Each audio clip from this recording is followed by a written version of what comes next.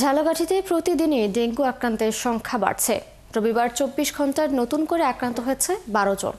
এ নিয়ে চলতি বছরে এ পর্যন্ত ডেঙ্গুতে আক্রান্ত হয়ে সদরসহ জেলার 4 সরকারি হাসপাতালে চিকিৎসা নিয়েছে 2 শতাধিক রোগী। তবে জেলার মৃত্যুর সংখ্যা ঘটেনি।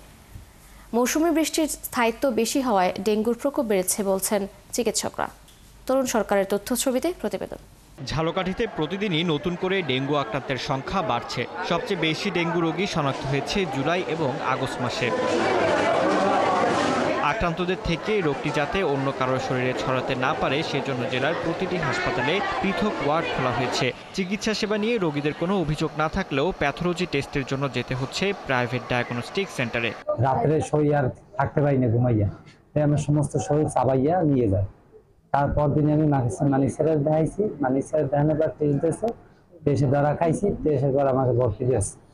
ভর্তি দেওয়ার পর আমি ভর্তি হয়েছি। এখানকার পরিষ্কার পরিচ্ছন্ন বাথরুম থেকে শুরু করে ওয়াশরুম থেকে শুরু করে তারপর সার্বক্ষণিক ওনারা 2-3 জন সবসময় আমাদের সেবায় নিয়োজিত ছিল।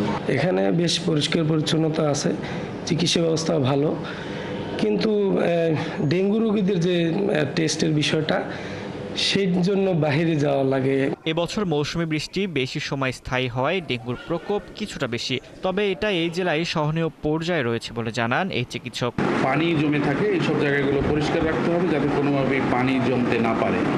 তাহলে ডেঙ্গুর বিস্তার, ডেঙ্গু একজন থেকে একজন যে ছড়িয়ে পড়তেছে সেটা আমরা রোধ করতে পারবো। সিভিল সার্জন বলছেন, বরগুনায় ডেঙ্গু মহামারী হওয়ায় এই প্রভাব পড়েছে ঝালকাঠিতেও। ডেঙ্গুর পরিস্থিতি আগের চেয়ে গত 2 মাসে একটু খারাপ ছিল, এখন আগের চেয়ে অনেকটাই ভালো।